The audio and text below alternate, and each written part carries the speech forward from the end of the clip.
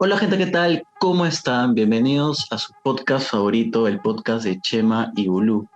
Para esta especial ocasión tenemos a un invitado súper especial que nos va a acompañar en este episodio número 6 de nuestro podcast.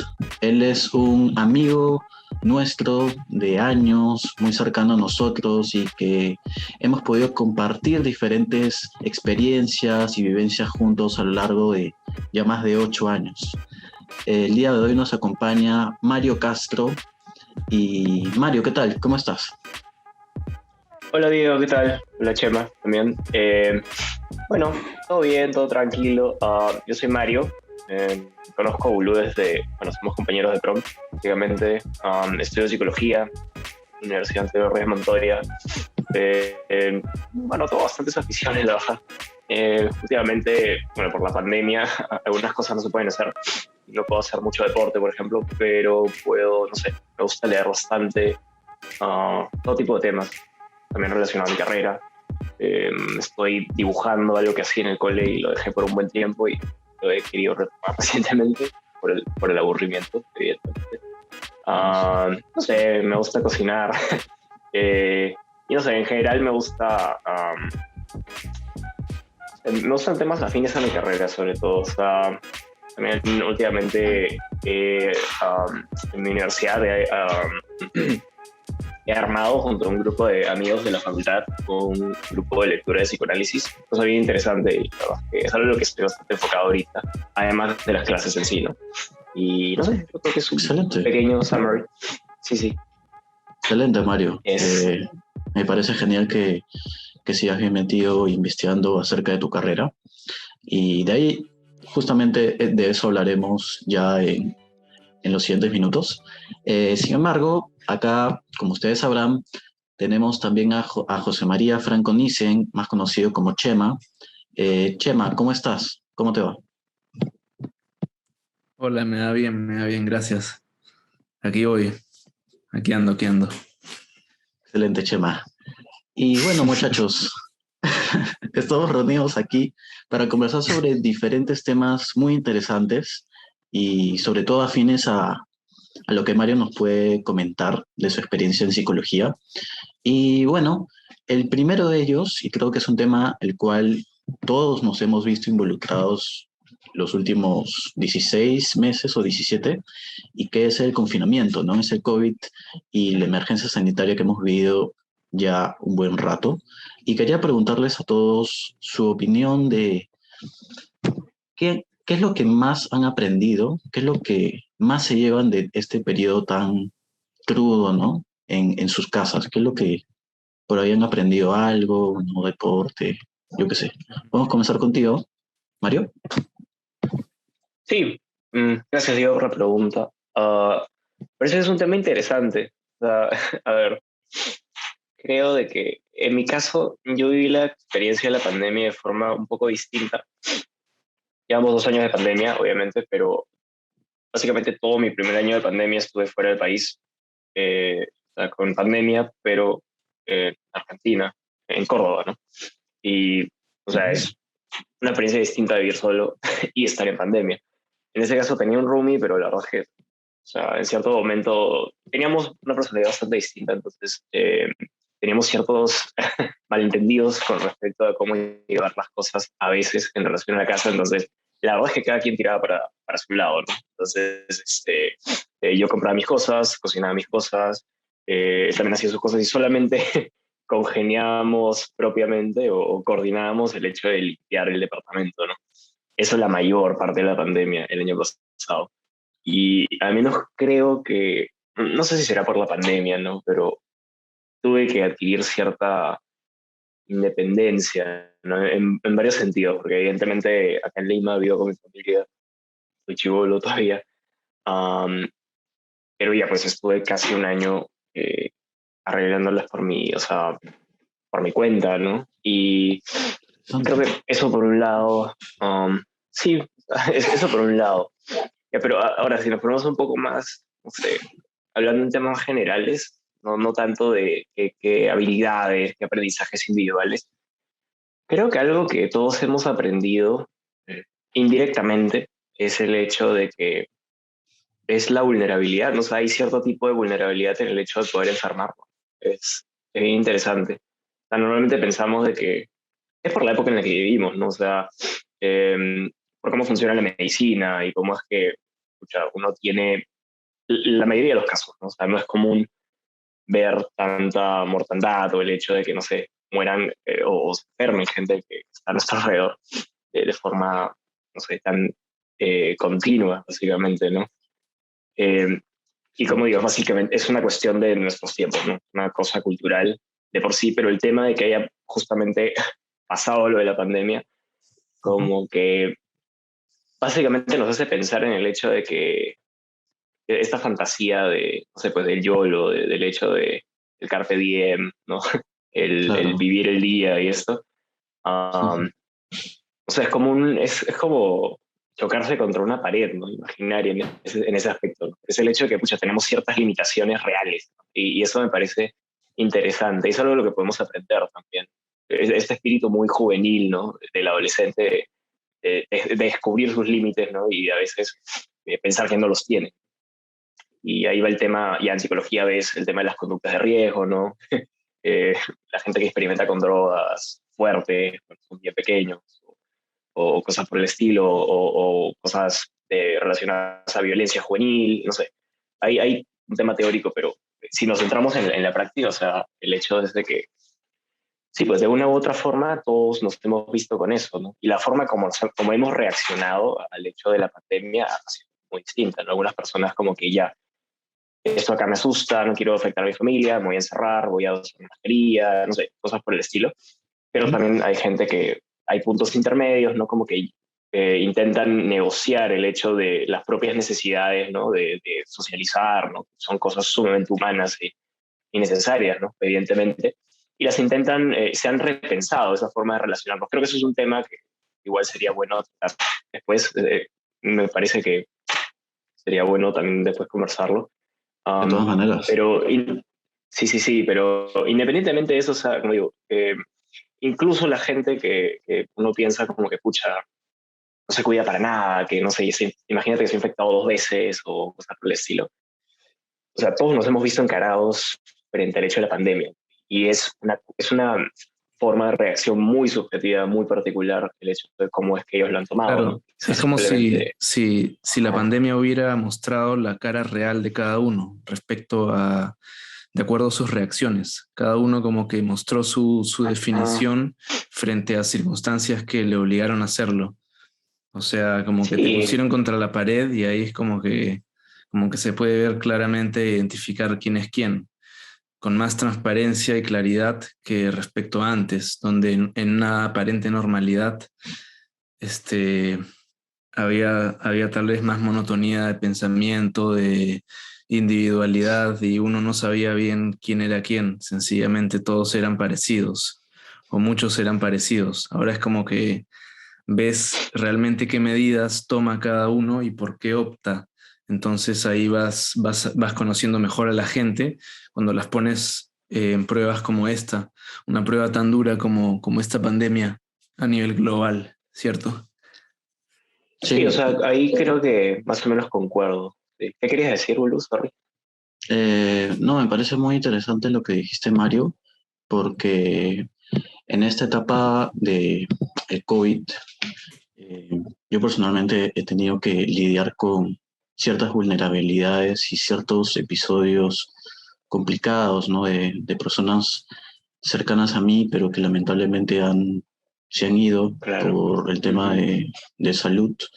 Y son cosas ujú. que te chocan y que nadie te enseña cómo vivirlas, cómo es que así de la nada te llega una noticia de que alguien cercano a ti falleció y no se pudo ni siquiera encontrar una cama UCI porque estaban en ese entonces en escasez Claro. y esto y lo otro y si le dan la cama a otra persona porque tiene plata. O sea, ha sido todo un escenario nuevo y que nos hemos Ujú. tenido que adaptar como hemos podido, porque no había de otra.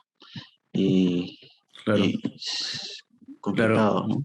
claro. En ese caso es como que nadie nos enseña realmente a cómo lidiar con varios problemas vitales.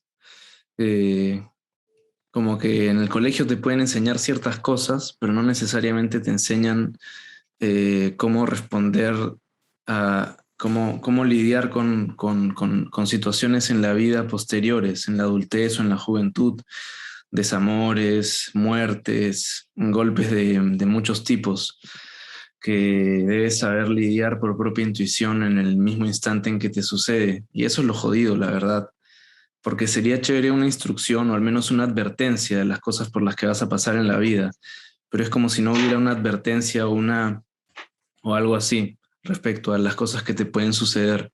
Y eso que a todo el mundo le Ujú. suceden básicamente cosas similares, solo que en distintos grados, pero, pero nunca nos advierten que esas cosas nos van a pasar.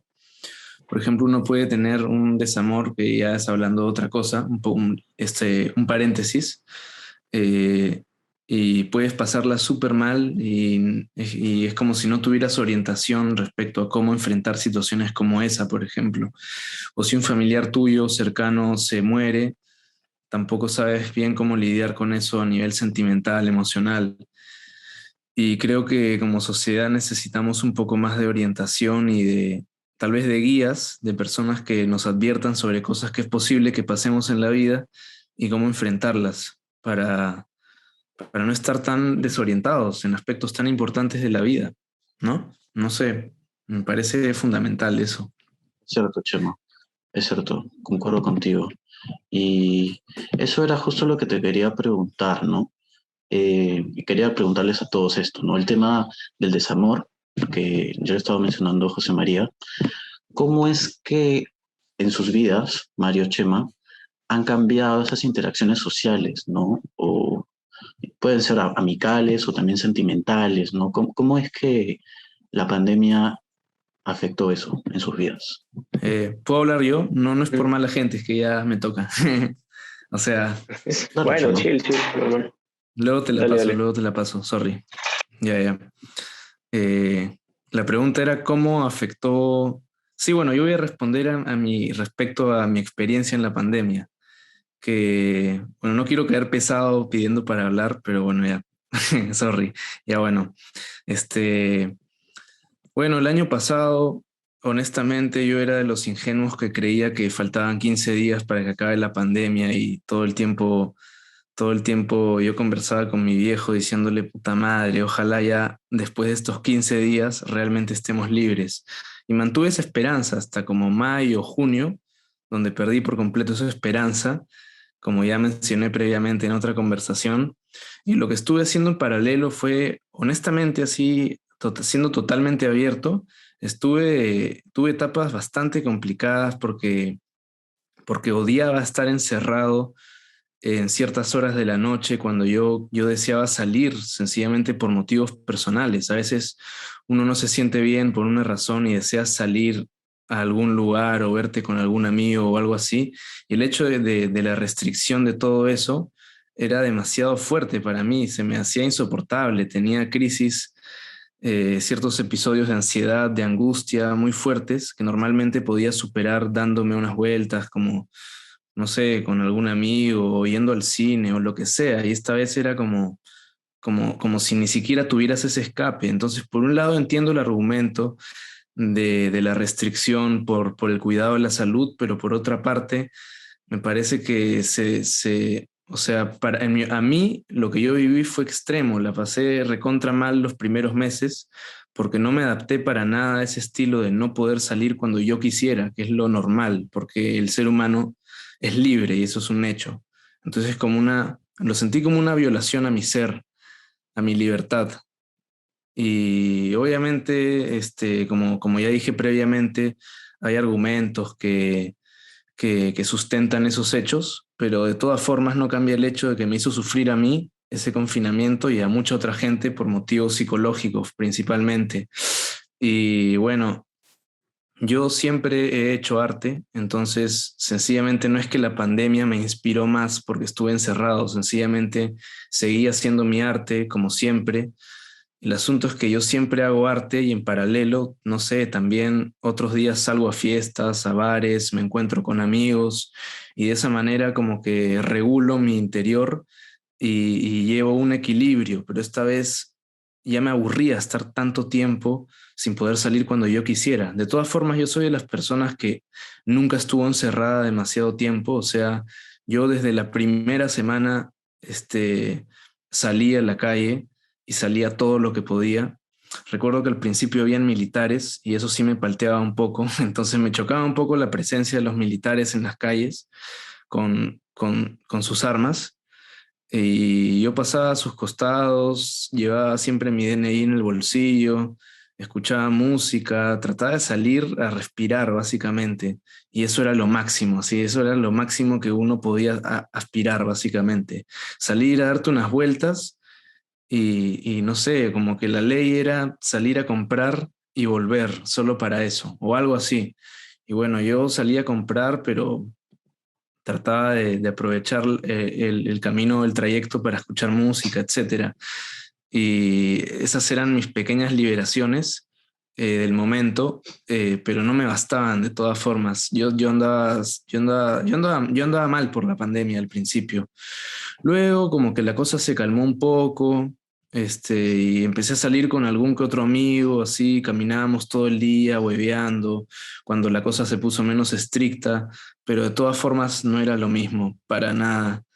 Entonces, el año pasado odié el estado de pandemia. De todas formas, admito que sé que es un estado grave, no solo a nivel psicológico, sino a nivel de salud. No me encuentro mal de salud, no estuve mal de salud, así que por ese lado tengo suerte, pero, pero sí comprendo y sí soy empático con las personas que sí están sufriendo por eso, así que lo respeto. Bueno, este año siento que todo está un poquito más relajado en algunos aspectos, entonces ya estaba acostumbrado, ya había perdido la esperanza de liberarme, entonces sencillamente me adapté un poco más, pero igual seguía estando un poco infeliz, aunque gracias a la bondad y la apertura de mi papá, y bueno, viajé en diciembre a Cusco, conocí por primera vez Machu Picchu, sí, me faltaba conocerlo, y aparte siento que me va bien en lo que hago, entonces cuando camino por la calle escuchando música me siento a veces súper relajado. A veces me pasa, y ya con esto acabo porque creo que estoy hablando mucho, a veces me pasa que escucho música en la calle y me siento demasiado relajado, me siento súper bien, siento como una satisfacción, siento que el sol brilla, siento que soy exitoso, siento que me va bien, o sea, fácil no conduzco un Lamborghini, no tengo millones de dólares, pero me siento bien. Entonces, todo va bien hasta que de la nada, no sé, hablo con alguien y su vibra a veces es tan seca, tan cortante que digo, puta madre, yo me siento de puta madre, pero otras personas con sus vibras siento que me contaminan al hablarme. Tengo que hacerme más fuerte para no captar sus percepciones o sus vibras y que no me afecten. Y bueno, eso es lo que me pasa a veces. Me siento súper bien, me habla alguien que está con una vibra mala y me deprime. Pero sí, pucha, yo camino un paso súper lento, camino prácticamente arrastrando mis pies, con mis manos en el bolsillo. Cuando voy a sacar el dinero para pagar algo en algún lugar, en alguna bodega, puta, lo hago todo a mi ritmo, a mi tiempo. Pucha, estoy en una etapa de mi vida donde me siento realizado. Y ese es el lado bueno. Bien, Chema, gracias Chema. por tu apreciación de cómo te has sentido en el confinamiento. Y bueno, quería preguntarle a Mario también cómo es que cambiaron tus interacciones sociales, o sean amicales o de relación amorosa, en tu vida durante estos últimos meses, toda la pandemia en general, ¿no? ¿Qué nos puedes comentar un poco sobre eso, Mario? En mi caso ha sido bien distinto, en verdad. O sea, sí entiendo que Chema le ha afectado bastante la pandemia en un inicio. La verdad es que a mí me desconcertó, pero, o sea, cuando recién estaba ya más bien lo que primero se cayó el piso, por así decirlo. Los primeros platos rotos fueron las ilusiones del intercambio, ¿no? El hecho de, escuchar, vine a otro país y ahora estoy cerrado. Por suerte no duró mucho, o sea, estuve como 2 meses quizás con restricciones más o menos estrictas y ahí sí era como un poco complicado. Pero igual yo soy un poco más tranquilo, entonces pude como que, pucha, estaba con mi roomie, teníamos discusiones más o menos constantes, justamente por el hecho de la convivencia. Eso es algo importante, el hecho de... creo que hay 2 cosas que han cambiado en general. Voy a hablar acá en general. Después voy a ir en detalles sobre qué me pasó a mí. Algo que se habló muchísimo en su momento, en un montón de medios, y sobre todo salieron psicólogos a decirlo, algunos que son influencers o cosas por el estilo. Es el hecho de la convivencia forzada, ¿no? O sea, cuántas familias o no sé, cuántas personas que si vivían juntas no convivían juntas, ¿no? El hecho de que, no sé, la gente que antes trabajaba presencialmente tuvo que empezar a hacer home office, la gente que iba a estudiar a la universidad, al colegio, lo que sea, básicamente todo como que se cerró al espacio del hogar, ¿no? Y es bien interesante ver cómo es que eso también ha afectado las relaciones con la misma familia, ¿no? Las personas con las que uno le ve la cara todos los días, básicamente.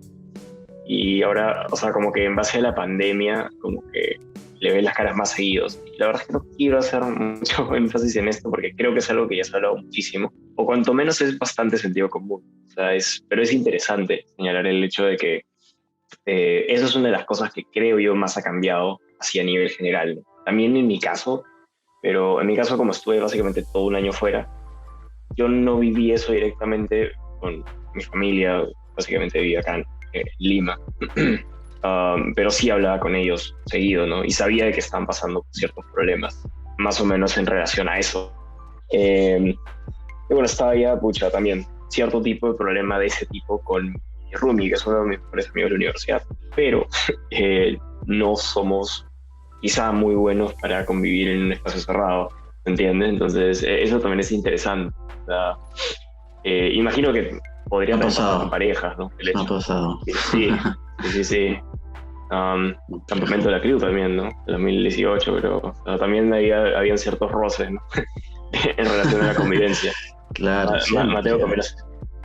Pues eso bueno, Mario, es algo muy interesante. Bueno, Mario, tú y yo tuvimos una pequeña discusión, digamos. No quiero hablar mal de la discusión, ¿no? Ahora siempre somos patas, solo que sí te acuerdas que cuando éramos mucho más inmaduros, a los 15, 14 años, tuvimos una... Pero eso no tiene que ver con la convivencia. O sea, en este caso, tiene que ver con el hecho de vivir juntos, ¿no? Con otra persona y no poder salir, básicamente. O sea, no hay forma de escape físico ni psicológico. Tremendo, ¿no? Entonces, eso por un lado, pues, pero también, o sea, en lo personal, ya pues, estuve, ¿cuánto? Hasta mayo, más o menos, con restricciones así severas. Solamente, como dijo Chema, solamente se podía, allá también, ir a comprar, hacer la cola para el supermercado, lo que sea. Y claro, todo con mascarilla, con protector facial, cosas por el estilo. Y ya pues después eso se levantó, se empezó a flexibilizar, entonces ya se podía salir a la calle, solamente tenías mascarilla, ya no había toque de queda, podías regresar a cualquier hora de tu casa, lo que sea. Y ya empezó a ser más vida social, entonces eso lo viví un poco más tranqui. La gran diferencia es que había mascarillas de por medio, ¿no? Y no habían locales. O sea, evidentemente los locales están bien limitados. O sea, igual fui a varios bares. La cerveza artesanal ahí es bastante, no sé, no es una cuestión de privilegiados, como acá en Lima. Entonces, literalmente, hay un montón de bares de cerveza, o sea, donde hay todo tipo de cervezas artesanales, buena calidad también. Eso no necesariamente es... Y evidentemente también hay calidades. Ahí si vas por lo caro, ya encuentras cosas increíbles, bastante buenas. Eso también, por eso también me topé. Fui a una discoteca una sola vez literalmente, el fin de semana antes que empezaran las restricciones. Creo que fue el 9 de marzo, pues, que literalmente... ¿Pandemia? ¿Cómo es eso? El 9 de marzo. Antes de la pandemia. O sea, fue literalmente antes. Como que 3 días antes, 2 días antes de la pandemia. O sea, pero pude ir. La pandemia creo que empezó un 15 de marzo o algo así, por ahí. Allá empezó el 9 de marzo, okay. Más o menos, aprox. Fue el 9, 10, o sea, fue más o menos a la par que empezaron las clases presenciales. Tuve clases presenciales una semana. Yo recuerdo que fui justo a mi primera clase, creo, presencial, ese año, sí, y justo la pandemia pasó después. Claro, ya pues, el punto es de que literal, a nosotros, la principal razón por la cual pude conocer a cierto número de personas fue porque a nosotros los de intercambio nos habían hecho como una inducción antes, donde a principios, primero de marzo, segundo de marzo, una cosa así, ya toda la gente de intercambio nos llevaron a la universidad y hicieron dinámicas, integración, ya clásico. Nos conocimos entre todos bien chévere, y ahí conocí evidentemente gente de varios países, ¿no? Y pues con ellos después empecé a socializar 2 días después, sin que nadie lo esperase. Literalmente empezó las restricciones. Ya, bueno, más adelante seguí saliendo con gente. Ya cuando regresé a Lima, más bien me puse a trabajar en un call center. Y la verdad es que casi no salía de mi casa. O sea, te vi a ti, Diego, y bueno, a Chema no lo vi, pero a ti, Diego, te vi como que un par de veces. Sí, nos vimos otra bicicleta. Sí. Claro. Claro, pero después de eso, literal, o sea, no, pues solo, o sea, estaba en la casa nomás, estaba trabajando en otras cosas también, un proyecto de la universidad y en la chamba, y nada más, o sea, literal, y pues ahí mis relaciones sociales fueron bien reducidas, solamente hablaba de vez en cuando con llamadas con amigos, pero, o sea, salir directamente no. Aparte que estaba un poco palteado por contagiar a mis viejos, después mis viejos se vacunaron y ahí ya empecé a salir un poco más, ¿no? Entonces, no sé, actualmente igual intento equilibrarme un poco porque soy plenamente consciente de la situación de pandemia. No sé si sufrí tanto como Chema. Ese es el tema, creo que equilibrar yo sufro los horarios. Mierda, weón, no mentira. Creo que no, o sea, tampoco es que sufrí tanto, weón, o sea, sufrí, pues, weón, porque eso pasa, pero tampoco es que me la pasé llorando. No sé. No dije eso, pero, o sea, igual, a ver, o sea, ha mencionado que la pasaste mal, pues, con este tema de las restricciones. Sí. Por el hecho de salir y no poder ver a tus patas. Eso básicamente es lo que dijiste, ¿no? Eso es lo que estoy señalando. O sea, por mi lado, la verdad es que por un tiempo pude procesarlo por el hecho de, no sé, ver a las personas por Zoom. O sea, me parecía conveniente hasta cierto punto, pero después, al menos, no sé, pues, conocer, porque una cosa es pasar tiempo así con amigos, como con patas, amigas, pero otra cosa es como que, no sé, o sea, igual en cuestiones, no sé, románticas, amorosas, digámoslo así, sexuales, da igual, ya pues, yo siento que esa vaina no funciona. Puedo contar también otra anécdota, ya para darte la palabra a ti, Chema. Y aquí quiero cerrar este punto porque divagué un poquito, como siempre suele pasar. Básicamente, por ejemplo, una amiga mía de la universidad, ella fue al viaje conmigo, al intercambio, teniendo flaco, ¿no? Y intentó llevar una relación a distancia, pero, o sea, y yo la viví con ella en el sentido que, ella me contaba, pues, a fin de cuentas, cuando tú estás allá, o sea, igual paras bastante con tus amigos con los que vienes de Lima, ¿no? O sea, son las personas que más conoces antes de llegar al viaje. Entonces, sí, pues me contó y básicamente me contó también las razones por las cuales le parecía que era complicadísimo, ¿no? Y la verdad es que le entendí bastante. O sea, es bien difícil. Es muy complejo. Y ese era el punto que quería comentar. Sí. Complejísimo. Ahora. Sí, porque a mí me pasó que en la pandemia, bueno, quisiera, más que contar una historia, quizás dar unos tips al público que nos está escuchando, porque yo tuve una relación a distancia en pandemia. Y la verdad es que nunca me enteré. Sí, pero solo fue al inicio de la pandemia. Entonces, no fue mucho tiempo, pero de igual manera creo que puede aportar un poquito de valor. Perfecto. La cosa es que cuando uno está en una relación a distancia, depende mucho cómo es que a ti te gusta recibir amor. Por ejemplo, hay muchas personas que les gusta recibir amor por contacto físico, otras personas prefieren recibir amor por obsequios, por regalos y por detalles. Otras personas dan amor con mensajes verbales, con alientos, con palabras y con palabras en general.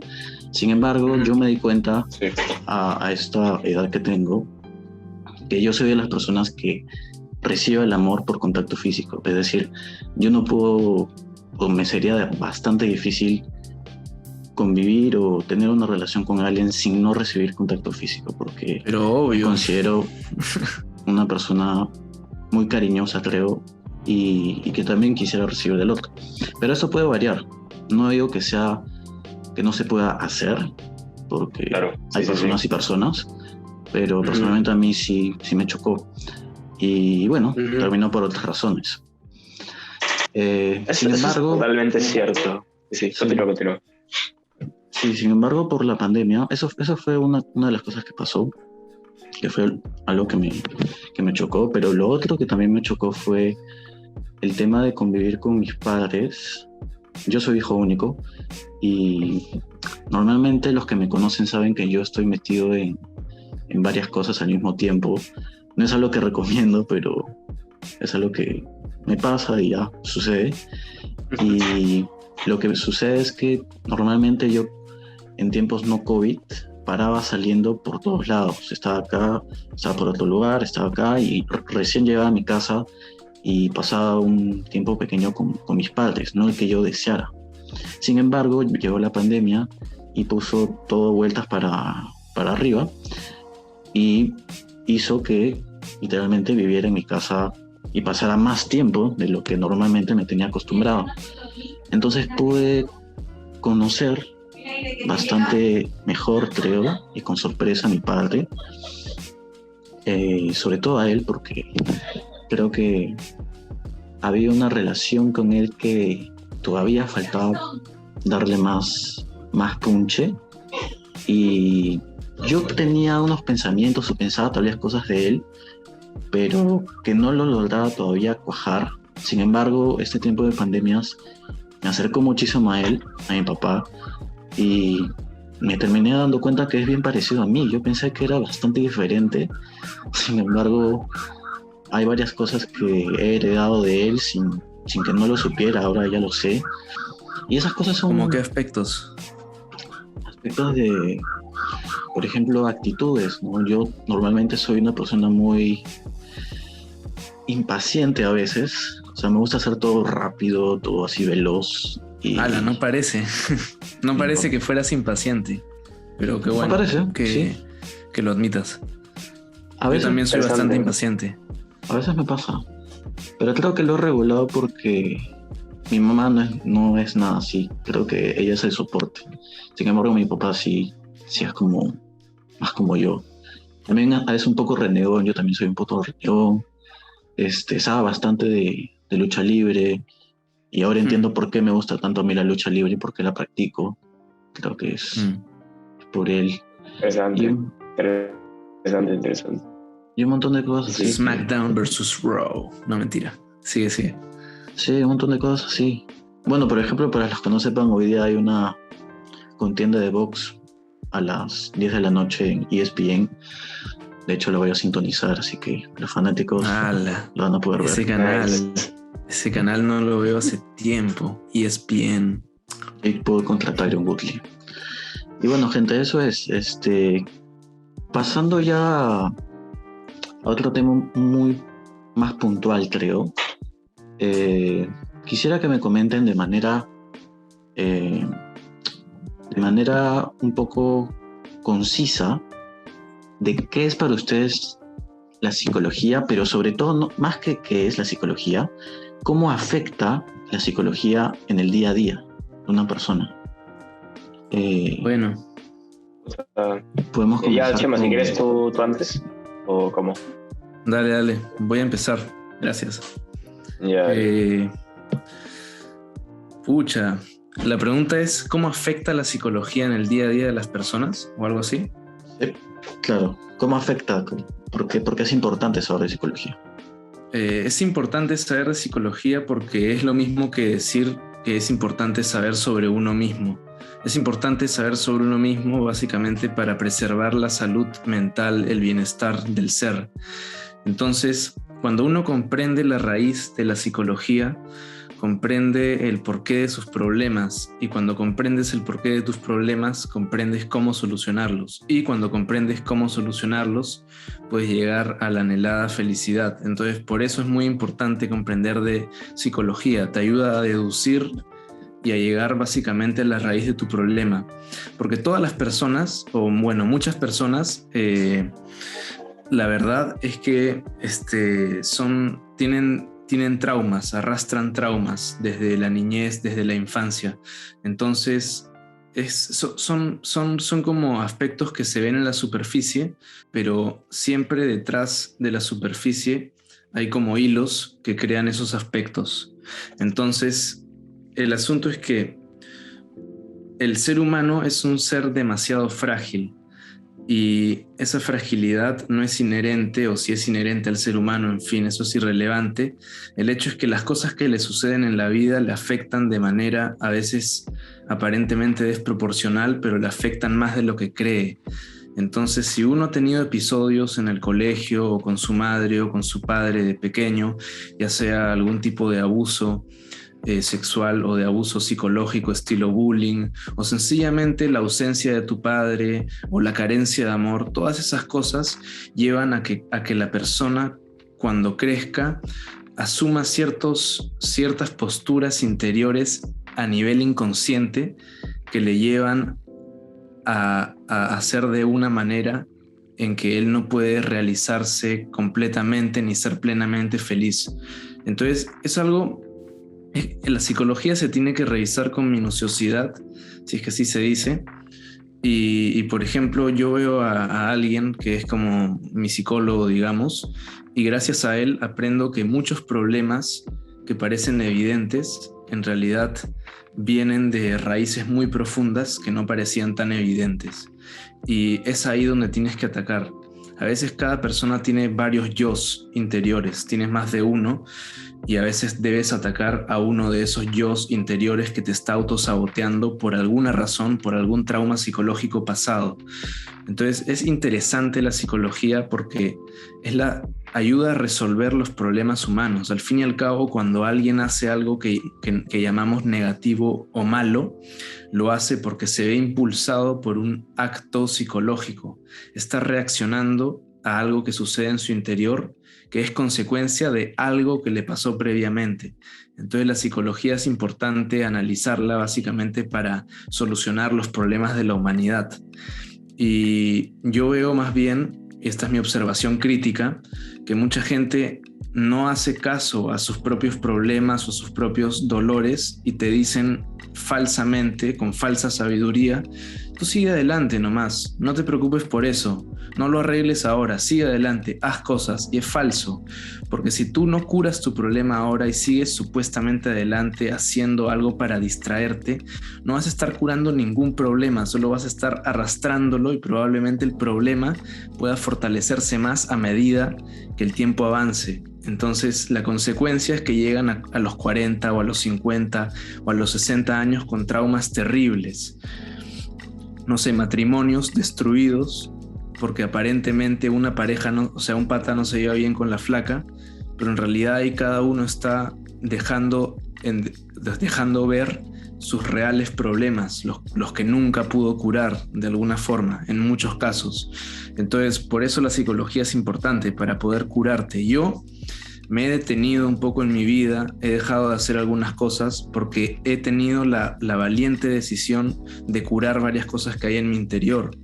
Otros me pueden aconsejar, sigue adelante, y bueno, sigo adelante, pero también me enfoco en curar mi interior para no afectar a otros seres humanos con mis problemas. Yo admito que tengo problemas, pero los trato de curar y trato de llegar a la raíz. Y no es fácil llegar a la raíz porque para eso tienes que admitir que tienes problemas. Mucha gente ni siquiera puede admitir que tiene problemas. Después de admitir que tienes un problema, tienes que aceptar que vas a enfrentar miedos tuyos muy profundos o dolores tuyos, tristezas tuyas muy profundas. Entonces, básicamente es la aceptación y la no negación. Y yo todas las cosas que he vivido, buenas o malas, las he aceptado. Y las he aceptado mentalmente también. He aceptado cada cosa que me ha pasado. Así sea lo más horrible, igual lo acepto e igual trato de hacerle frente. Entonces, ese es el motivo por el cual yo me considero una persona pura, transparente, que siempre dice la verdad. Porque nada escondo y porque lo que ves es lo que es. Y sorry, Mario, si me enojé un poquito contigo o me alteré hace un rato diciéndote que yo no, tampoco es que he sufrido tanto, pero esa es la consecuencia de mostrarme tan transparente, porque esa es la forma en la que soy, transparente. Admito que a veces soy un poco impulsivo y ahí la cago, porque no pienso, antes de actuar en muchas ocasiones, pero no escondo problemas más graves detrás. Ese es el asunto. Lo que ves es lo que soy en mi caso, y lo que soy lo estoy tratando de cambiar para mejorar cada día. Entonces, por ese motivo me respeto y me valoro, y pienso que sencillamente un consejo que le doy a la gente es que nunca nieguen sus propios problemas para que los puedan curar y puedan seguir adelante. Para ser un poco más conciso, me parece que pregunta era en relación a la importancia de la psicología. Ahora, eso implica, yo asumo que se refiere a saber de psicología. Me parece que siempre hay algo de sentido común en algunas cosas de la psicología, ¿no? Pero a veces no es tan sentido común, no para todo el mundo. Y depende, hay temas culturales ahí metidos, ¿no? No sé, por ejemplo, que los hombres no lloran, lo clásico, ¿no? O sea, eso evidentemente no es... Boys Don't Cry, The Cure. Evidentemente, buena reseña. Buena referencia, sí. No, pero... Una canción. O sea, claro, pero... Más que todo, ¿cómo afecta la psicología en nuestras vidas? ¿No? Ya, La psicología sí, es si todo, no, por así ese que nos lado, afecta o nos hace felices. La psicología es lo que somos. Así Porque de es sencillo. importante saber de psicología para ti. ¿Cómo nos aportaría? Es que sí, pues... Es que por eso voy, o sea, hay algunas cosas que todo el mundo debería saber en cuanto a manejo emocional, cosas que normalmente no se enseñan, o sea, no al menos de forma masiva, ¿no? O sea, es como uno tiene que entrar en ciertos aspectos. Hay gente donde uno se da cuenta cuando alguien ha ido a terapia. No sé si ustedes lo saben, pero cuando tú hablas con esa alguien, una chica, amigo, lo que sea, que ha ido a terapia antes, hay ciertas formas de hablar de estas personas que tú sabes que han ido a terapia. Es como que cuando ellos hablan sobre sí mismos, tienen un discurso bien ordenadito, pues. Es que sí, es cierto, tiene un discurso bien ordenadito. En plan de, sí, o sea, yo tuve esta experiencia negativa. Por dar un ejemplo, perdón, una conversación con una chica, y yo saqué eso. Dije, ha sido terapia relativamente, o sea, no sé si hace poco, pero parece. y sí, ella, o sea, no voy a dar ahí, pero es que tenía ciertos... Es que, a ver, voy a dar un ejemplo, no es como... No me acuerdo de la conversación exactamente, pero para dar un ejemplo es como...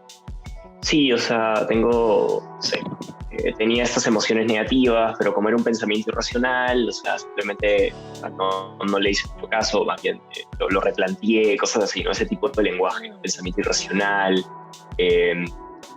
También hay tipos de pensamientos irracionales que se manejan mucho en ciertos tipos de terapia, ¿no? O sea, los psicólogos educan a los pacientes diciéndoles, mira, esto que estás diciendo acá en tu discurso es básicamente, mira, ponte a pensar, es un pensamiento irracional por tal motivo, es fatalista, ¿no? O sea, tú piensas de que la vida se la tienes jurada contigo, una cosa así, ¿no? Por dar un ejemplo, ¿no? Entonces, claro, y justamente para hacer un paréntesis, eso de pensar que la vida se la tiene jurada contigo, por ejemplo, cuando tienes un pensamiento irracional es porque, la mayoría de veces al menos, es porque hay algo profundo que te hace pensar de esa forma irracional, una creencia, lo que algunos llaman, y por ese motivo tienes que reprogramar tu mente para volver a pensar como cuando recién llegaste al mundo, digamos, que todavía no estabas afectado por las circunstancias.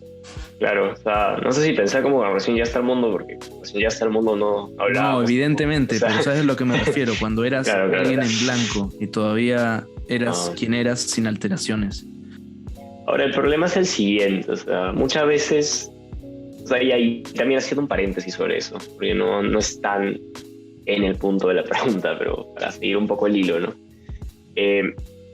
se piensa mucho y eso no es algo propio de la psicología. Eso es algo que ha sido desvirtuado y ha sido revendido por el tema del coaching, por ejemplo, que es muy sensacionalista, ¿no?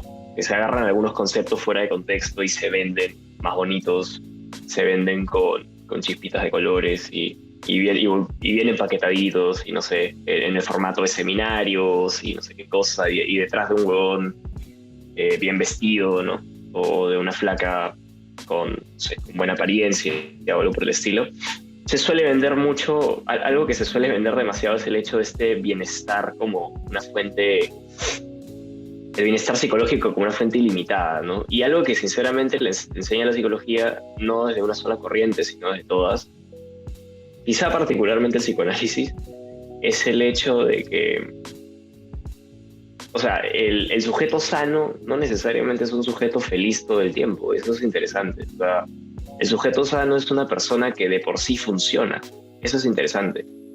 Sí, ahora, una no voy a persona que meterme con... funciona. ¿Qué significa eso? Si nos puedes explicar. Porque Obvio. en mi opinión las Por ejemplo, personas siempre funcionan. Por ejemplo. Ya, pero... Si es que vivir es funcionar, entonces... ¿Qué te refieres para para ser productivo? Quiero hacer... Quiero explicar mi punto. Me lo Y aparte, para mí sano es sinónimo de feliz. Pero bueno, sigue. Para mí no. Es que claro, depende, cada uno tiene su claro, definición de sano. Es que claro, pues cuando uno habla de felicidad, o sea, también a qué se refiere, ¿no? O sea, si uno habla de felicidad se refiere que a la ausencia de dolor. El problema es que sí, la felicidad es la ausencia de dolor. Para mí no es la ausencia de dolor. O sea, para mí es que siempre va a haber y a dolor. eso va, pues. O sea, ponte. Bueno, ahí cada uno tiene ejemplo, su punto de vista, ¿no? Sí. Puedo hablar de algunas corrientes. Por ejemplo, lo que yo pienso en relación a este tema de, no sé, la felicidad. Se puede hablar, por ejemplo, de ella. Si hablamos desde un paradigma un poco más actual, que no es el psicoanalítico, por ejemplo, la autorrealización. ¿Qué es la autorrealización? O sea, básicamente, y tiene que ver con, no sé, pues, con el reconocimiento de los otros. Sí, es subjetivo. Depende mucho de la personalidad de la persona, pero hay ciertas cosas que son generales, son criterios generales. Por ejemplo, claro. Bueno, en realidad ningún criterio general, no se puede decir eso. Todos los criterios son subjetivos siempre. No, pero hay cosas estructurales. Por ejemplo, intenta probarme que un criterio general. No hay criterio general, sí. ¿manjas? O sea, por ejemplo, da un ejemplo. La pirámide de Maslow, un ejemplo. La pirámide de Maslow, un concepto manejado no solamente en psicología, sino en otras cosas. En el coaching y otras ramas que también se venden por ahí. Según Maslow, hay ciertas necesidades básicas que primero tienen que ser satisfechas para nosotros poder llegar a otras necesidades un poco más elaboradas que son propias de nuestra cultura actual. ¿Cuál es la necesidad más básica de todas? Son las de supervivencia.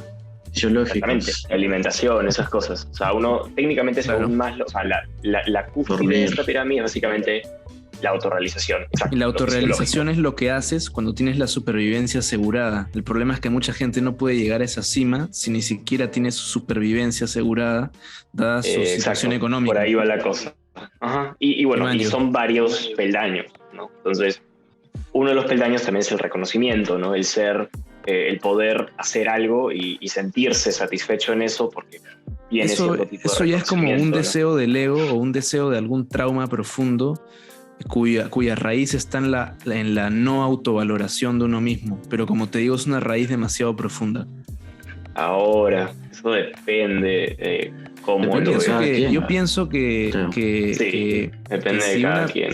Es que claro, yo también he deseado bastante el reconocimiento y todavía obviamente me gusta sentir reconocimiento, pero después de hablar con gente, con bastantes adultos sobre eso y personas a quienes el reconocimiento de otros no les importa nada y se nota, me dicen, el día en que tú sanes algún trauma tuyo interior que te hace no valorarte en lo profundo de ti, porque en la superficie yo puedo decir yo me considero esto, lo otro y me hace sentir bien, pero fácil en lo profundo hay un José María niño o un José María que no se valora realmente y por ese motivo espera un reconocimiento ajeno. Claro, pero cuando se habla de reconocimiento, mi caso es solo un ejemplo que le sucede también a otras personas que desean reconocimiento en el exterior, pero probablemente sea por una no autovaloración interna bien profunda. Yo creo que por ahí va la cosa.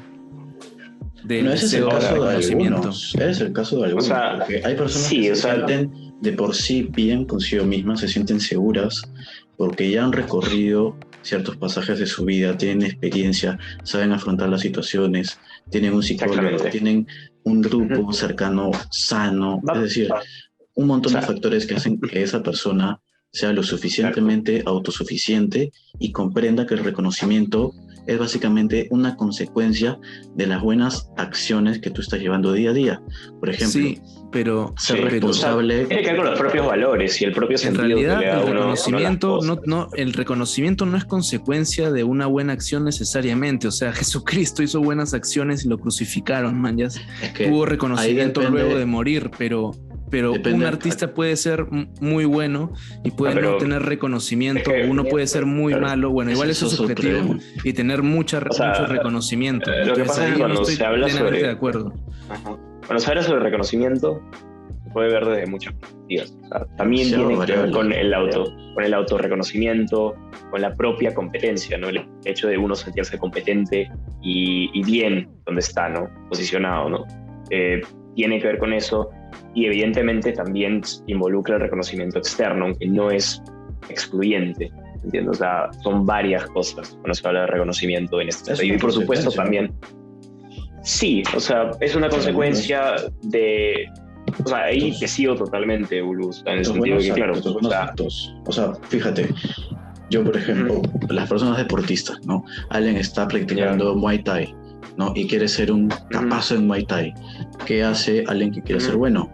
Tiene una dieta estricta, come 4 veces al día, entrena todos los días, duerme 8 horas diarias. Entonces, si llevas acciones que de por sí te van a permitir llegar a un punto en el que vas a poder destacar en competencias, seas deportista, seas abogado, seas futbolista, en algún momento de tu vida vas a llegar a un punto en el que, ok, lo estoy haciendo bien y cuando llegas a la competición vas a tener muchas más posibilidades de ganar, sí. por ejemplo, un partido, ganar un caso, lo que sea, porque estás preparado. Y cuando ganes, ahí ya va a llegar tu reconocimiento, porque es un premio a tu esfuerzo. Yo lo veo así. Sí, sí. Yo lo veo como Eso es que cierto. uno puede ser muy bueno en lo que hace, uno puede, o sea, en el caso del fútbol o de los deportes, si es que llegas a un campeonato y lo ganas, es imposible que no haya reconocimiento prácticamente, pero en casos más abstractos, como en el caso del arte, de los escritores, de los pintores, etcétera, ahí no necesariamente es así. Hay escritores muy buenos que no han obtenido reconocimiento en vida o que no obtuvieron reconocimiento nunca y siguen siendo anónimos y nadie nunca los conocerá. Y fácil son mejores que otros que ahorita son totalmente reconocidos. Entonces uno lo puede llamar como injusticia o lo que sea, pero el caso es que ahí fueron buenos en lo que hicieron y no obtuvieron reconocimiento. U otros cantan mierda y media sobre huevadas, digamos, y tienen pleno reconocimiento de muchas personas.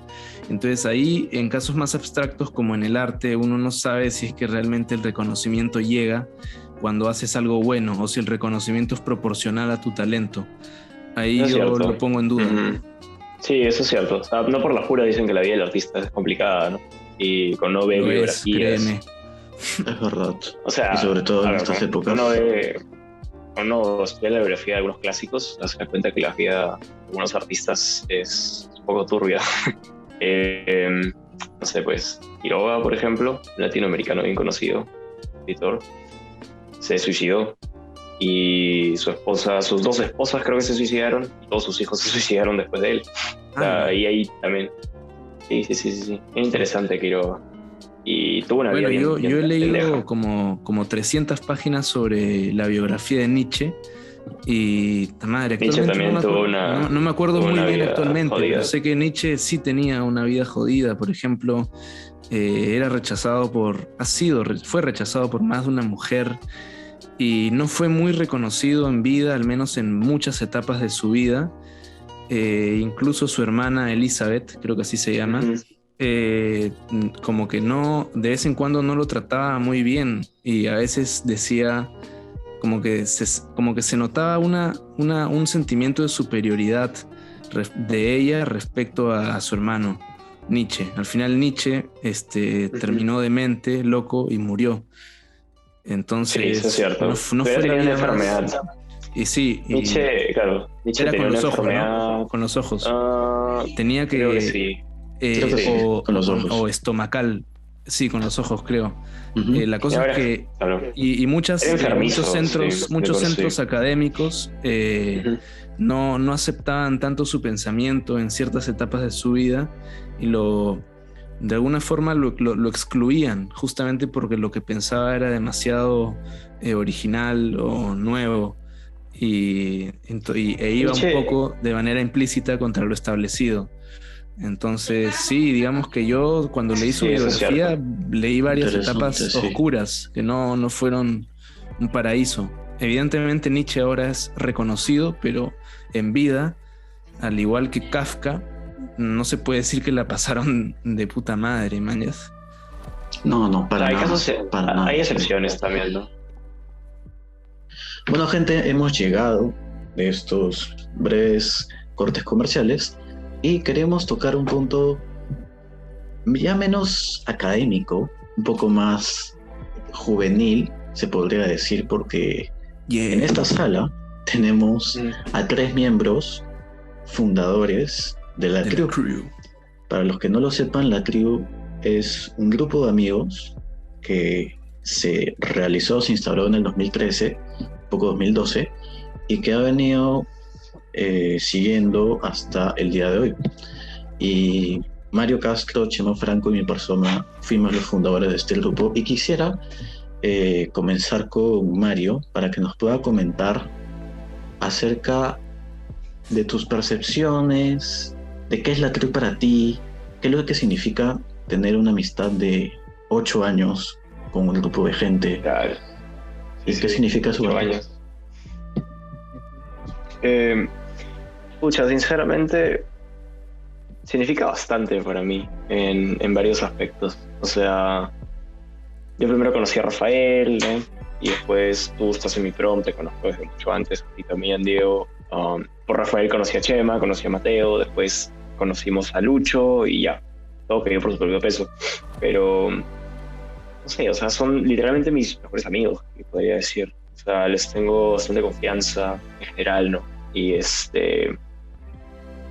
pero eso implica bastante. O sea, quizás no lo digo con toda la emoción del mundo porque soy así, pero eh, literalmente, no sé, es algo bien curioso. Porque es como, uno atraviesa etapas con este mismo grupo de gente, o sea, con ustedes, ¿no? O sea, hemos atravesado varias etapas. Entonces, ver la evolución de todos nosotros, o sea, de nosotros mismos y de nuestros amigos al lado de nosotros, es bien curioso. Es un evento bien interesante.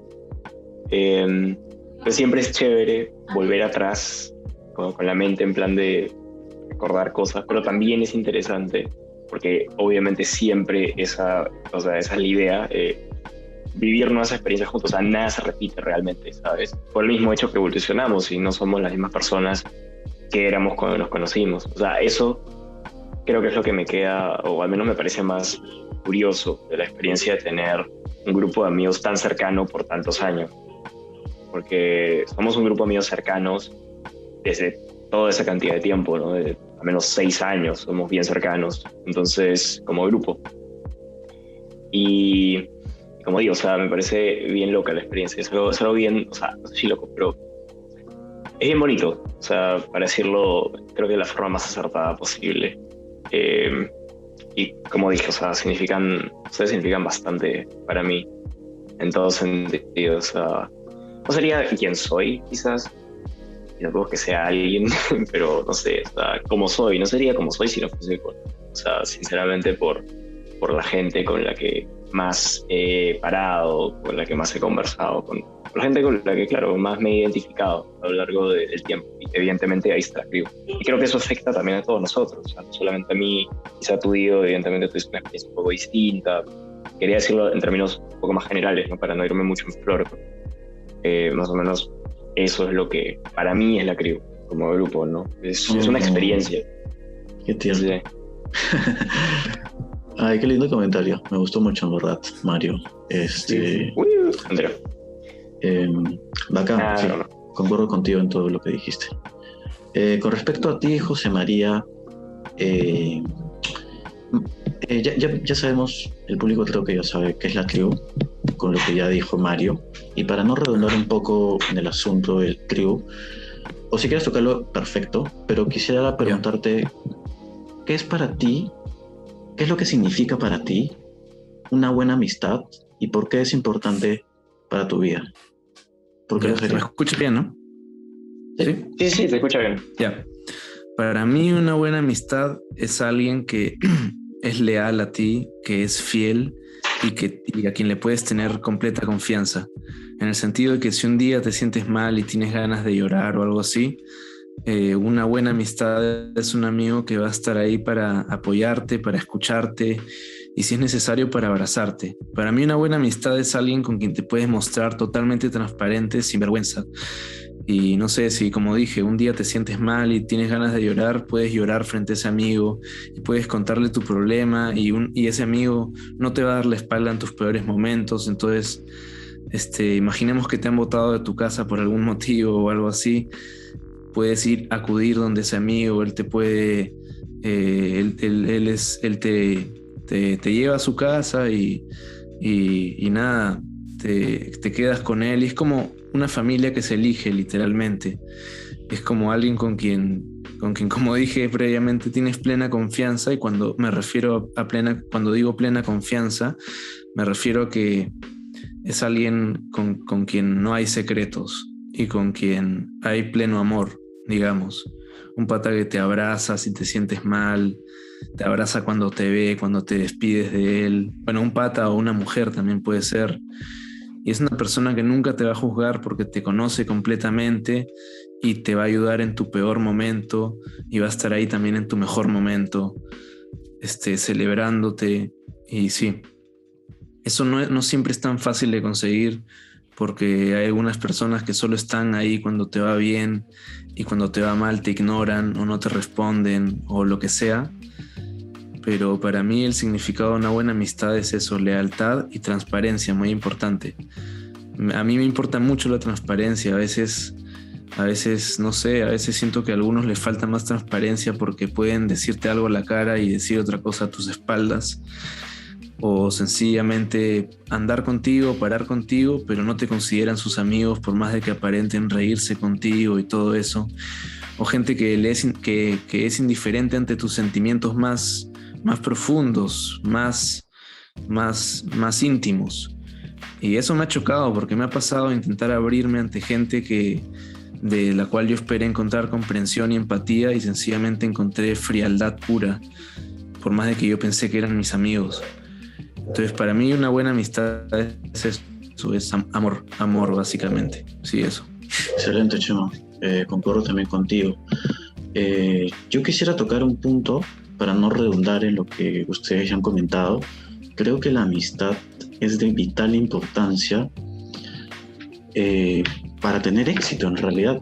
Creo que soy de los que piensan de que no hay una persona exitosa en el mundo que lo haya hecho solo completamente sin ninguna ayuda. No creo, lo dudaría muchísimo porque siempre el trabajo en equipo te resulta más eficiente en lo que sea que quieres hacer. Si quieres ser músico, tal vez vas a necesitar a otras personas que toquen contigo.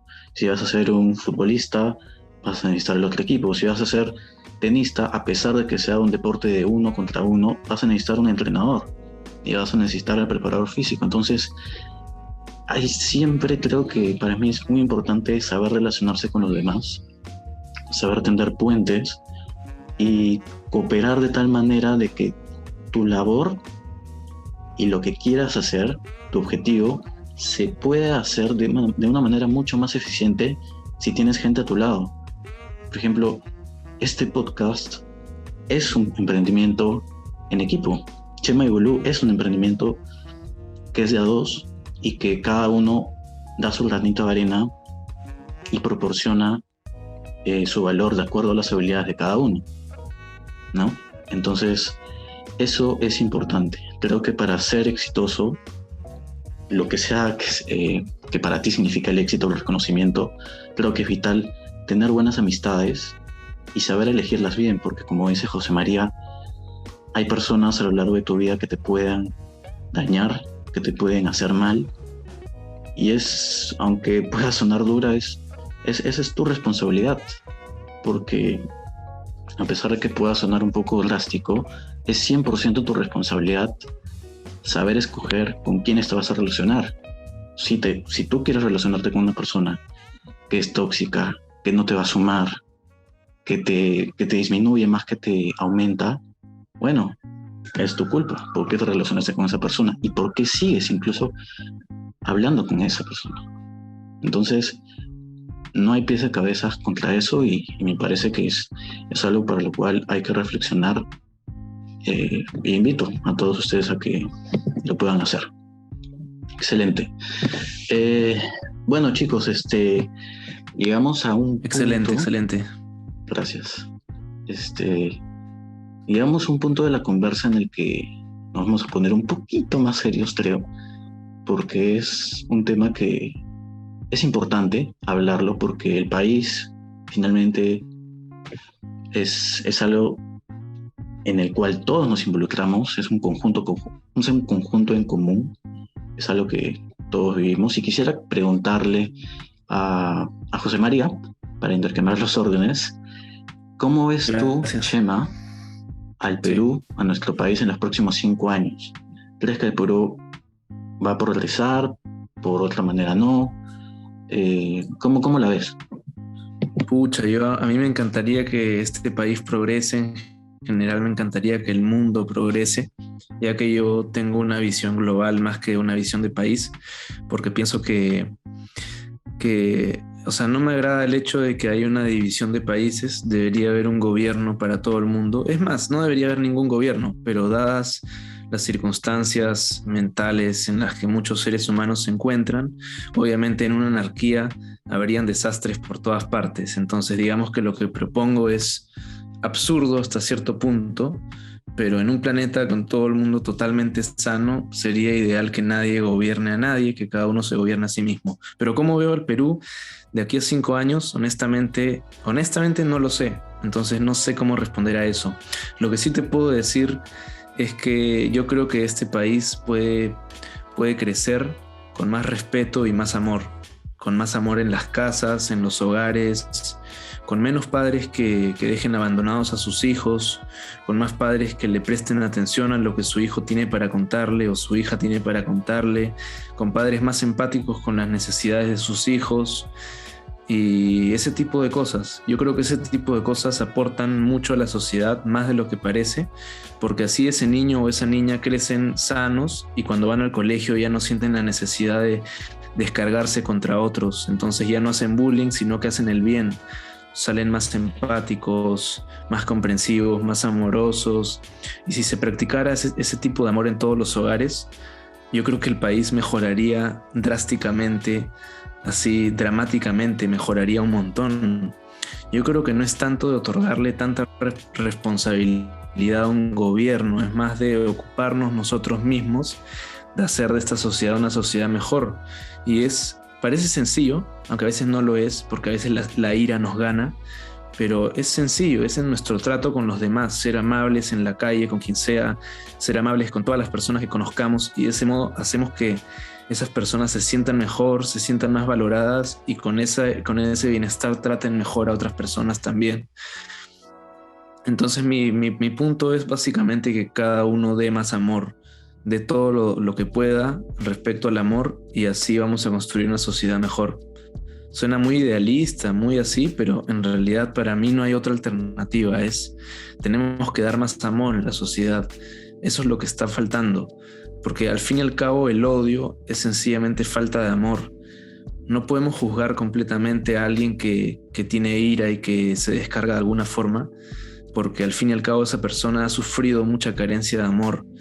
Entonces, más que tratar de reprimir la ira de algunas personas, hay que darles más amor. Y eso es lo único que necesitan, que las escuchen, comprensión, amor. Y con amor, esta sociedad se puede curar por completo. Y ahí yo sí tendría una verdadera buena esperanza en que este país va a mejorar. Yo honestamente, es mi postura nomás. Yo no pienso tanto en política, yo pienso más en lo que cada uno puede hacer por sí mismo en su vida cotidiana, con su familia, con sus cercanos.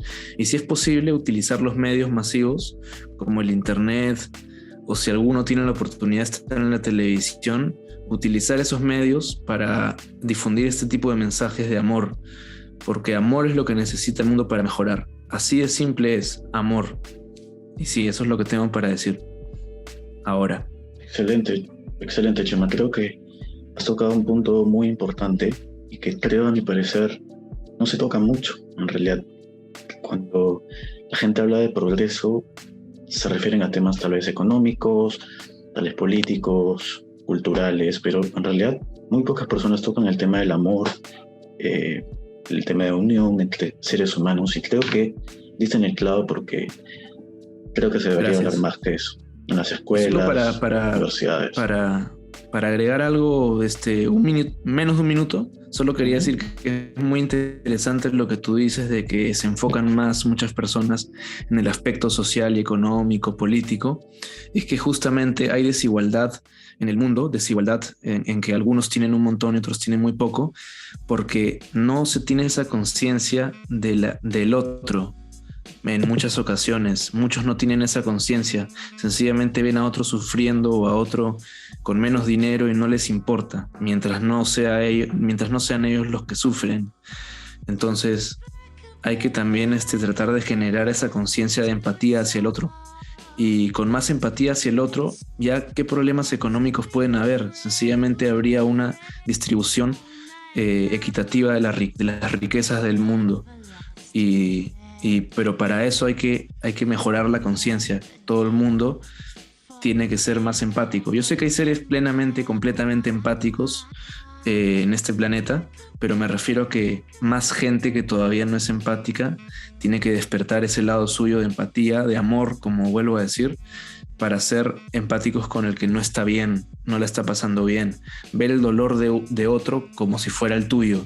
Y de esa manera, en vez de ver a una persona que no tiene para comer y pasar de largo, darle dinero, ayudarla a salir de su situación, y así de formas tan abstractas y tan sencillas y cotidianas, pues resolver de alguna forma varios problemas económicos a nivel global. Es verdad, Chema. Es un punto muy interesante, como vuelvo a decir. Si es que todos lo hicieran, sí, claro. Es muy interesante. Sí. Muy difícil también, si te dejo complementar ahí, pero no cuesta nada soñar. Mario, sí, pero ojalá hay que hacerlo todos, sí. Es que no sé, no me parece que está tan sencillo, o sea, suena bien. No es sencillo. Es el ideal, pero ahora, por ejemplo, con el tema de las donaciones, en África hay estudios también con el tema de las donaciones, cómo la donación de ropa, por ejemplo, afecta a los mercados locales, ¿no? Y sucede que el hecho de que se reciba tantas donaciones extranjeras de comidas y todo lo que uno se puede imaginar, hace que la gente no pueda emprender, porque ¿cómo vas a competir con algo que cae de forma gratuita a todo el mundo?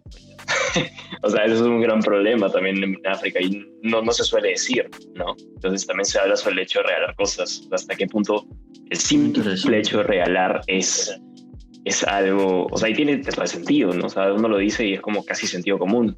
El hecho de que, o sea, porque entran cantidades ingentes de cosas, y eso no está mal, o sea, suena como que bien, o sea, la gente dona y muchas veces, o sea, hay millones de campañas y programas y, bueno, benefactores en todo el mundo que literalmente ayudan a países africanos, ¿no? Por ejemplo, la Cruz Roja me parece que es imprescindible, cosas por el estilo, ¿no? Pero el hecho de los víveres y sobre todo la ropa que llega allá,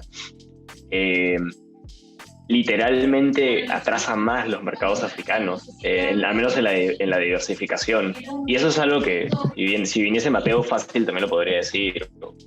Yo lo he leído hace tiempo, pero no soy definitivamente experto, ni mucho menos en eso. O sea, me he topado con eso y me pareció verdaderamente interesante. Es que el mundo ya de por sí Sí, así es, sí. Es que ya de por sí estamos sumergidos en una desigualdad establecida. Entonces, ahora revertir la situación es complicado. No, o sea, lo que pasa es que... Yo te quería preguntar, ok, planteaste un muy buen punto en cuanto al tema de las donaciones y que no necesariamente puede ser la mejor forma, aunque a veces puede ayudar. Entonces mi pregunta es la siguiente. Exacto. ¿Cuál para ti es la forma o la herramienta? Yo sé que hay varias ya, pero para ti, ¿cómo es que un país como el nuestro, Perú, podría progresar? ¿De qué forma lo ves tú? Es un tema cultural también el hecho de que estemos como estamos. O sea, yo no lo miro desde un punto de vista espiritual como lo miraría Chema en ese sentido. O sea, yo sinceramente apoyo a Calamaro al decir de que no se puede vivir del amor, o sea, sinceramente. O sea, la gente no come el amor. Eso es un hecho. Y el punto es el siguiente. O sea, es cierto de que la compasión, por ejemplo, es algo que nos enseña las religiones orientales. Por el estilo, o sea, Mario, te voy a interrumpir una única vez y luego te dejo hablar todo lo que quieras. Solo respecto a lo de Calamaro, justo estaba escuchando ese tema que ayer y justo estaba pensando mientras escuchaba ese tema que no es que, o sea, no es que Calamaro esté equivocado, pero cuando la gente dice el amor duele o no se puede vivir del amor, están confundiendo, en mi opinión, la palabra amor, porque sí se puede vivir del amor, ya que el amor, en mi opinión, es sinónimo de felicidad y todo lo bueno que hay. En realidad no se puede vivir del temor. El amor no duele, lo que duele es el temor. Cuando alguien dice sufro por amor, no está sufriendo por amor, está sufriendo por temor a que la pareja lo deje o por temor a algo, pero el amor en sí no duele. O sea, objetivamente, el amor es una palabra que ha sido utilizada de formas muy inexactas y han confundido el significado del amor con el temor. En realidad el amor no puede doler y obviamente que se puede vivir del amor porque por amor es que vivimos y respiramos. Pero es, aunque suene muy espiritual y muy artístico, lo que tú quieras, lo que te estoy diciendo, es la forma en que lo veo. El amor no puede doler. Sencillamente es un mal uso de la palabra, un uso equivocado. Pero igual esa canción de Calamaro es buena. El amor sí puede doler. Pregúntale a los masoquistas o a los sádicos. Ellos aman, pero evidentemente les gusta que duela. Ahí el tema, o sea, no es que no pueda doler, o sea, no son cosas incompatibles. Y ahora, eso es solamente un pequeño ejemplo. Bueno, es tu definición del amor. En mi opinión, si alguien está haciendo eso, no está siendo amoroso, sencillamente. Es que claro, ahí va el tema. O sea, el amor no es una conducta necesariamente específica. Es un tema evidentemente emocional, subjetivo, sí, y puede desembocar en muchas cosas. Pero al decir que no se puede vivir del amor, creo que va el tema de...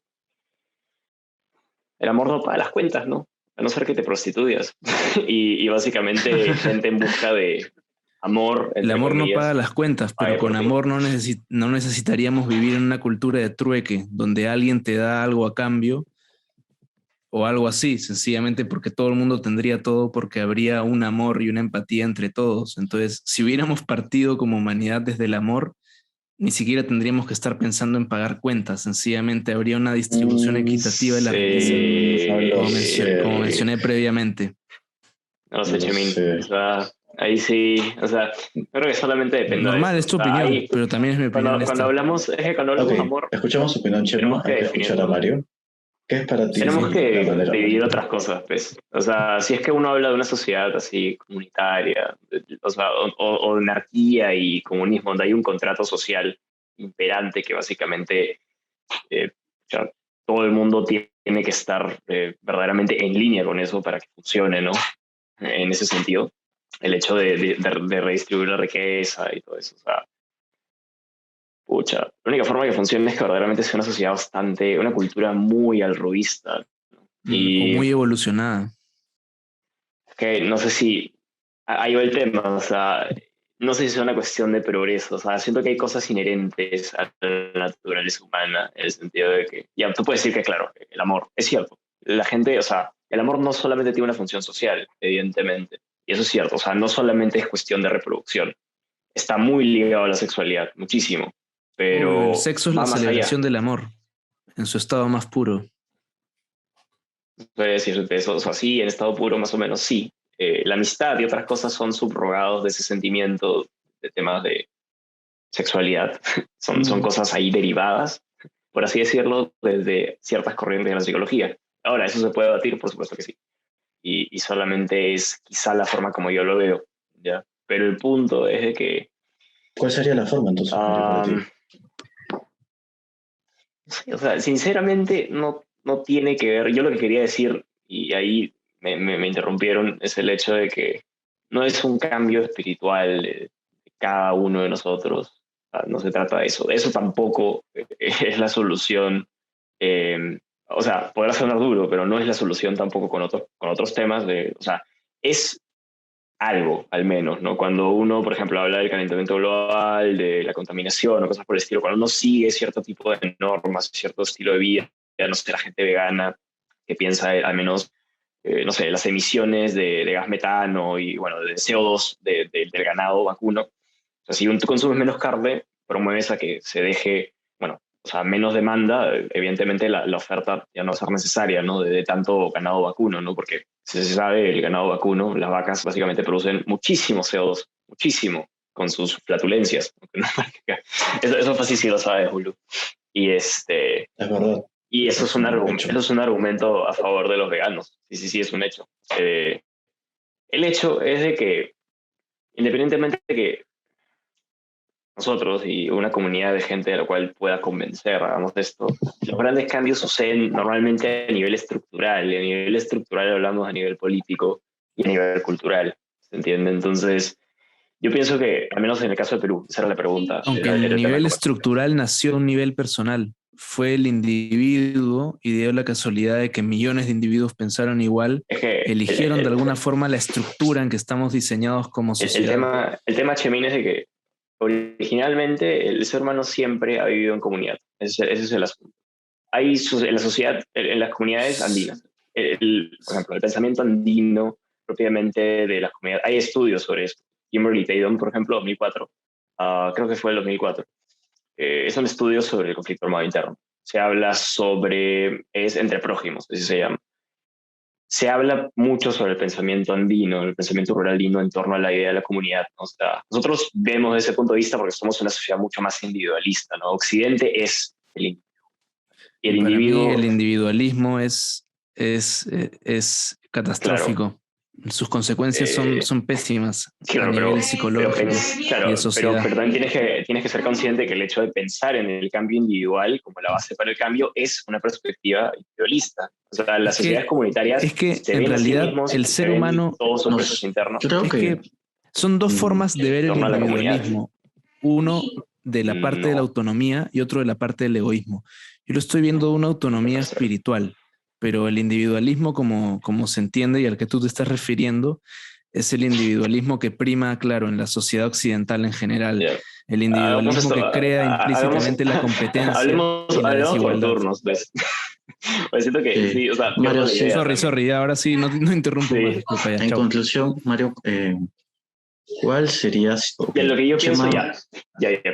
Sí, iba a ir a ese punto. Ya dejemos de lado el tema de la comunidad y es lo único que quería decir ya para cerrar ese punto con Chema también es el hecho de que en las sociedades comunitarias la gente piensa, incluso las enfermedades mentales, porque este artículo de Kimberly Taylor habla sobre la enfermedad mental en las comunidades andinas.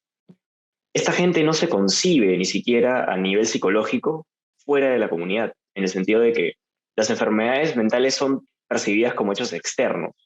O sea, eso es loquísimo. O sea, es que no tiene nada que ver a como nosotros lo vemos. Y las implicaciones de eso son gigantes. O sea, es como, el cambio no se puede dar desde ellos mismos. Es que literalmente el cambio se da en grupo, ¿no? Y eso implica muchísimo. Para mí tiene que ver con un tema cultural. O sea, una de nuestras grandes trabas, las, no sé, el autor Quirós, Historia de la corrupción en el Perú.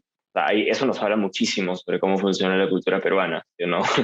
En ese aspecto, ¿no? El tema de la pendejada, la criollada, o sea, hay ciertas cosas que necesitan ser modificadas a la larga, ¿no? Y me parece que, por ejemplo, hay gente que dice, ay, pero ¿por qué salen a marchar? No hay cambios. O sea, sinceramente, que la gente salga a marchar y que la gente haga ruido sobre estos temas, ¿no? Sobre los políticos haciendo pendejadas y en general, o sea, o sea, la generación bicentenario es una reacción a un proceso de repetición constante, ¿no? De generaciones anteriores. ¿Y cuál es la repetición constante? Básicamente, ineficiencia, individualismo, como lo llamaría Chema, individualismo egoísta, y muchas otras cosas que han hecho mucho daño al país, incluyendo también, por supuesto, no tendría que mencionarlo sí o sí, el racismo y la segregación, o sea, está en todos lados, en el discurso de todos los días, muchas veces, ¿cuántas veces nosotros no decimos algo subyacentemente racista o, no sé, o segregar, o decimos, claro, participamos en estos discursos o vemos estos discursos en la tele y en los medios sin siquiera notarlo? Y verdaderamente pensando en el significado de las cosas, vemos de que, pucha, hay cosas ahí medio raras, ¿no? Turbias. Y creo que eso es algo que solamente se gana escuchando a los otros. Eso también es cierto, escuchando a las personas que están del otro lado, ¿no?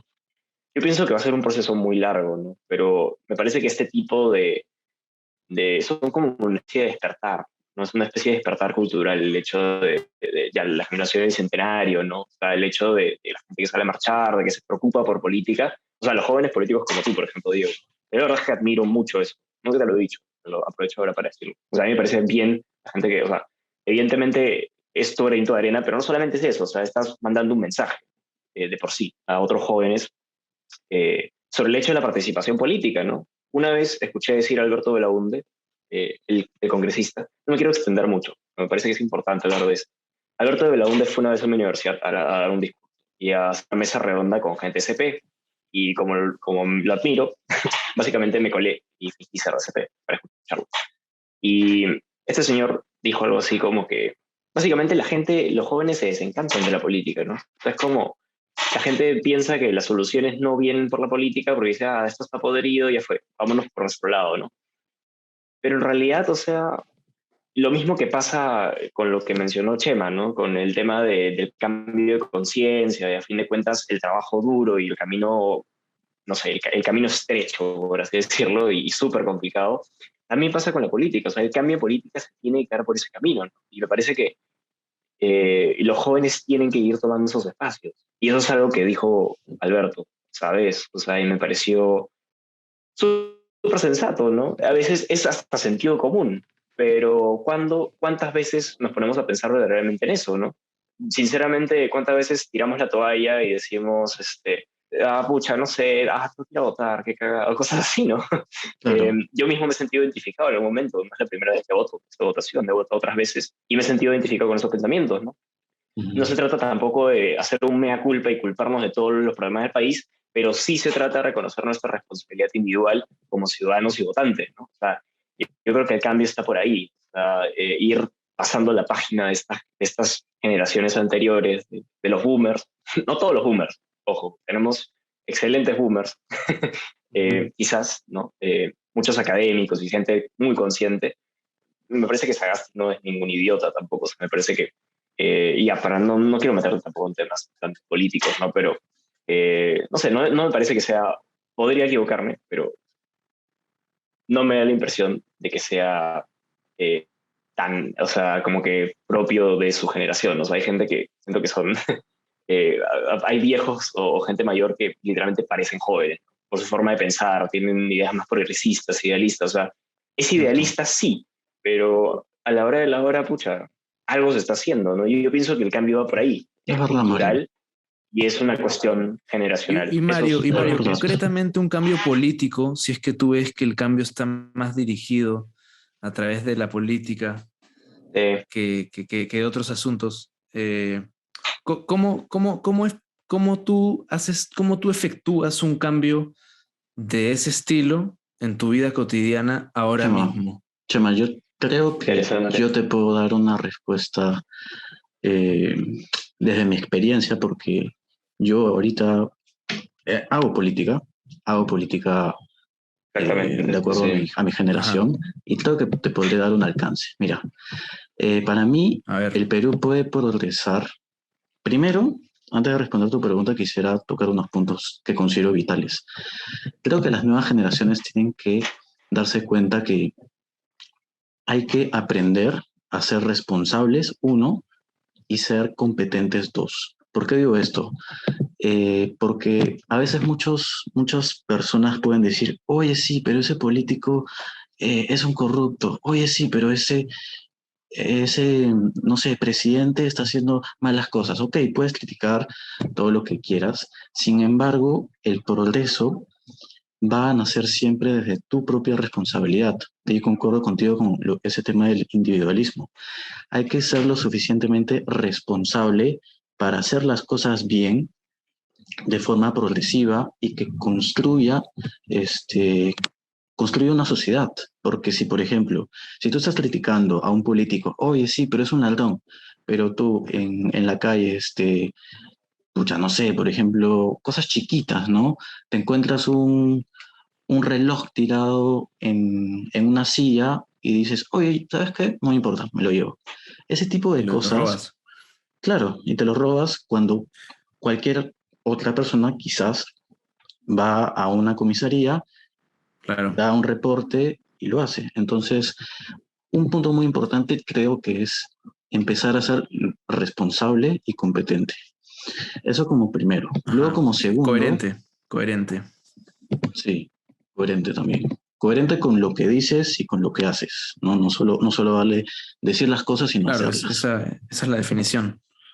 Sí, Este, otro punto que creo que es muy importante es que eh, hay que informarse, o sea, hay que leer bastante, porque lo que he visto lo que he visto bastante acá en el Perú es que normalmente nosotros nos quedamos con los titulares, ¿no? Nos quedamos como, pasó esto y ya, y solo me importa el titular y no leo todo lo que sigue. Entonces, es muy importante al momento de tomar una decisión saber por qué la estás tomando, saber informarte, por ejemplo, en votaciones, ¿no? Si vas a votar porque tu mejor amigo te dice, oye, ¿sabes qué? Este es un buen candidato. ¿Y sabes por qué? Porque, pucha, está haciendo tal ley que es buena, pero solo te quedas con eso y no te tomas el tiempo de leer qué es lo que va a hacer esta persona con el país. Y ahí llego al tercer punto, que es la política.